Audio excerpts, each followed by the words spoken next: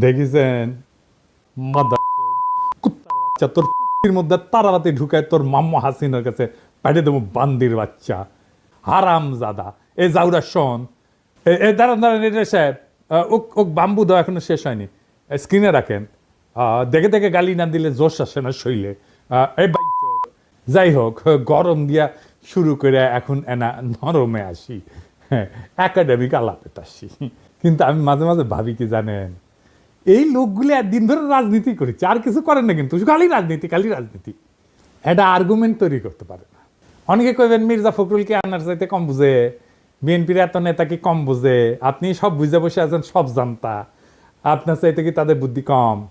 CC আমার চেয়ে বুদ্ধি কেন কম হবে, ওনাদের বুদ্ধি বেশি, নলেজ বড় বড় বড় নলেজ। হ্যাঁ হ্যাঁ জানেন না নলেজের বড় গল্প জানেন না? আচ্ছা শোনেন, হ্যাঁ এটা শফিক রেহমান ভাই ওর জায়দা দিনে লিখেছিলেন। আসেন এবার বড় নলেজের গল্প শুনি।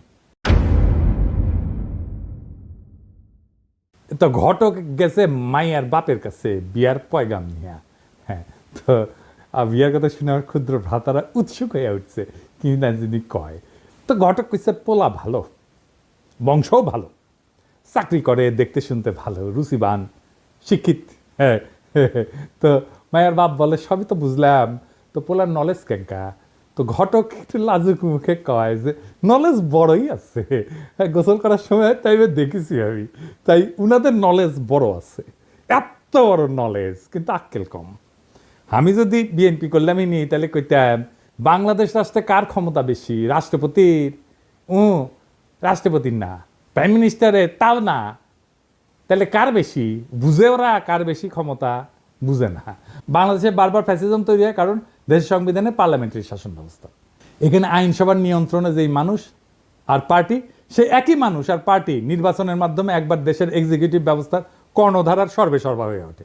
যদি এক্সিকিউটিভ আর লেজিসলেটিভ, নির্বাহী এবং আইন একই মানুষের অধীনে থাকে তাহলে এটাই ফ্যাসিজম। এই পার্লামেন্টারি ব্যবস্থা পৃথিবীর যে সমস্ত দেশে অ্যাপ্লাই করা হয়েছে সেখানে অসংখ্যবার ভয়ঙ্কর রকমেরভাবে ব্যাকফায়ার করছে। কোথায় কোথায় করছে শুনবেন? ইউরোপেই এটা ডিজাস্টার করছে। প্রথম বিশ্বযুদ্ধের পর যখন ইউরোপে বিভিন্ন দেশে এই যে রাজতন্ত্রের পতন হয়, রিপাবলিক হয়, যেখানেই এই ব্যবস্থা সংবিধানে ঢুকানো হয়েছে সেখানেই ভয়ঙ্করভাবে ফ্যাসিজমের উত্থান হয়েছে। আমি একটা আলোচনায় করছিলাম পার্লামেন্টারি ব্যবস্থা সেখানেই কাজ করে যেখানে একজন রাজা আছে, কিং আছে। জার্মানি, ইতালি, স্পেন সব জায়গায় পার্লামেন্টারি ব্যবস্থা ডিজাস্টার হয়েছে। দ্বিতীয় বিশ্বযুদ্ধে বেদম মার খাওয়ার পরে এরা শান্ত আছে, তাও আমেরিকান সৈন্য গ্যারিসন থাকার কারণে। তৎকালীন ইস্টার্ন ইউরোপেও এই পার্লামেন্টারি ব্যবস্থা হাঙ্গেরি, রোমানিয়ার ডিজাস্টার করছে। ফ্রান্সে যতদিন পার্লামেন্টারি ব্যবস্থা ছিল ততদিন ফ্রান্সে ততই বছর অবস্থা ছিল, টালমাটাল অবস্থা ছিল। ফ্রান্সের থার্ড রিপাবলিক মানে 1870 থেকে 1940 পর্যন্ত, এই 70 বছরে কয়বার সরকার বদল হয়েছে জানেন? শুনবেন, 101 বার। গড়ে 8 মাসে একটা নতুন সরকার আসতো।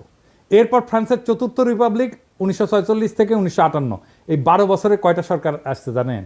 21টা সরকার আসছে। এই অরাজকতার ফলে বিভিন্ন কারণে 1958 সালে চার্লস দ্য গল ফ্রান্সের নতুন সংবিধান রচনা করে এবং ফ্রান্সে প্রেসিডেন্সিয়াল সরকার ব্যবস্থা রূপান্তরিত হয়। এখন কিন্তু এটা পঞ্চম ফ্রেঞ্চ রিপাবলিক। একটা রাষ্ট্রে যদি এক্সিকিউটিভ আর আইনসভা একই নির্বাচন দিয়ে নির্বাচিত হয় তাহলে সেটা ইউরোপে যেখানে ইনস্টিটিউশন অনেক স্ট্রং সেখানেই ভয়াবহ ডিজাস্টার করে। বাংলাদেশের মতো তৃতীয় বিশ্বের দেশ তো একটা ডিজাস্টার করবেই, এটাই স্বাভাবিক। আপনারা বসে বসে চায় চায় দেখবেন, আপনারা তো জানেন, আমার তো কিছু সামান্য হইলে একটু ধারণা আছে, তাই না? আমার সাথে আলাপ করেছে, করেনি, আলাপ করবে না আমার সাথে, কারণ জানে আমার সাথে আলাপ করতে আসলে 5 মিনিট টিকবে না এগুলো।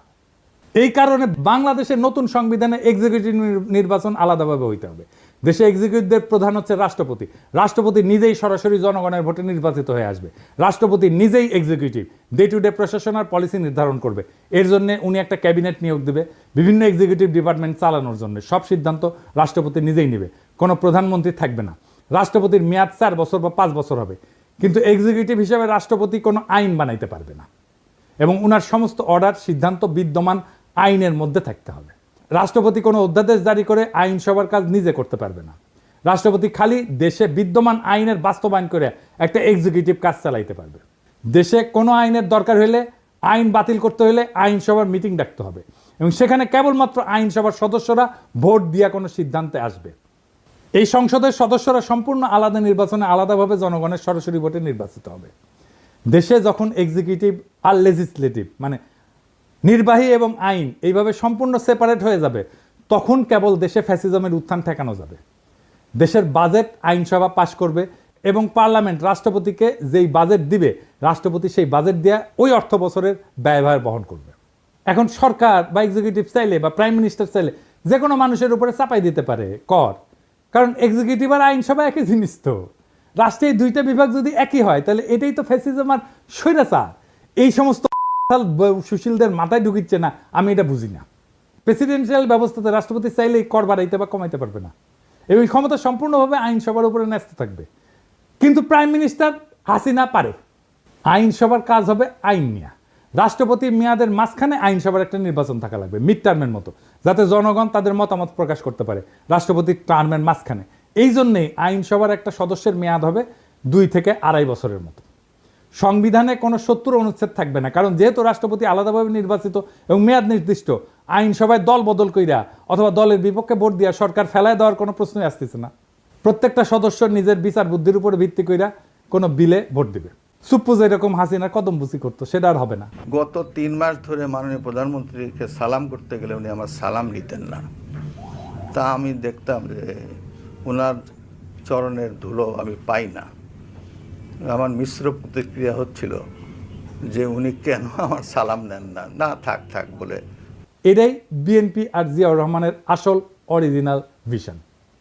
জিয়াউর রহমান আলাদাভাবে রাষ্ট্রপতি নির্বাচনে ওসমানীকে হারায় নির্বাচিত হয়েছিলেন। সংসদ নির্বাচন আলাদাভাবে হয়। রাষ্ট্রপতি সরকার ব্যবস্থার সাথে পাওয়ারফুল সংসদ আর প্রত্যেকের একটা ওয়েল ডিফাইন্ড জুরিসডিকশন, এটাই একমাত্র বাংলাদেশে ফ্যাসিবাদ ঠেকানোর উপায়। এইসব প্রথম আলোর সুশীল প্রগতিশীলদের হাতুড়ে চিকিৎসা নিতে নিতে এই জাতি আর দেশ মরণ প্রায়। এটা যে কোনো মহল্লে বন্ধ করতে হবে। রাষ্ট্রপতি শাসিত সরকার ব্যবস্থা, যেখানে রাষ্ট্রপতি খালি সংসদে পাশ করা আইন আর বাজেটের উপর ভিত্তি করে অর্ডার জারি করতে পারবে, যেখানে কোনো জুডিশিয়াল অ্যাক্টিভিজম থাকবে না, একমাত্র এটাই হইতে পারে বাংলাদেশকে চিরতরে ফ্যাসিবাদ থেকে মুক্ত করতে। আজ আমরা ইতিহাসের এমন এক সন্ধিক্ষণে দাঁড়ায় আছি যেখানে আর একটা বার ভুল মানেই গোটা ভবিষ্যৎ হারানোর সামিল।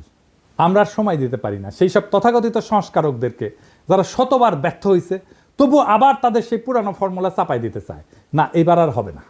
এই দেশের জনগণ এখন জানে গণতন্ত্র মানে পোস্টারে লেখা কথা না, জনগণের হাতে থাকা আইনের মালিকানা। জনগণ এখন বুঝে গেছে বিচার ব্যবস্থা যখন ফ্যাসিবাদের হাতিয়ার হয়ে ওঠে, তখন তার সংস্কার না, প্রয়োজন হয় রূপান্তরের। আমরা চাই না আরেকটা হাসিনা, আরেকটা বাকশাল, আরেকটা মুজিব, আরেকটা 72-এর ক্লোন রাষ্ট্র। আমরা চাই এমন এক নতুন শাসন ব্যবস্থা যেখানে আইনসভা, নির্বাহী এবং বিচার ব্যবস্থা পরস্পরকে নিয়ন্ত্রণ করবে। প্রভু না, হবে পর্যালোচক, যেখানে রাষ্ট্রপতি হবে জনগণের সরাসরি ভোটে নির্বাচিত এবং সংসদ হবে মুক্ত বিবেকের মঞ্চ, কোনো নেতার পদচুম্বনের জায়গা না। প্রিয় দেশবাসী, এটাই সেই সময় যখন ইতিহাস তৈরি হয়। প্রশ্ন একটাই, আপনি কি এই ইতিহাস গড়ে ওঠার অংশ হবেন, না এই জাতির আর একটা প্রতারণার সাক্ষী হয়ে থাকবেন? আসেন সুশাসনের জন্য, জবাবদিহিতার জন্য এবং সবচেয়ে গুরুত্বপূর্ণ এই দেশটাকে ভালোবাসার জন্য একটা নতুন সূচনার দাবিতে গর্জে উঠি। এবার আর সংস্কার না, রূপান্তর চাই। এই রূপান্তরেই মুক্তি, এই মুক্তিতেই নতুন বাংলাদেশ। সেই নতুন বাংলাদেশকে আমাদের গড়ে তুলতে হবে, আনতে হবে সবাই মিলে আবার একসাথে। ইনকিলাব জিন্দাবাদ।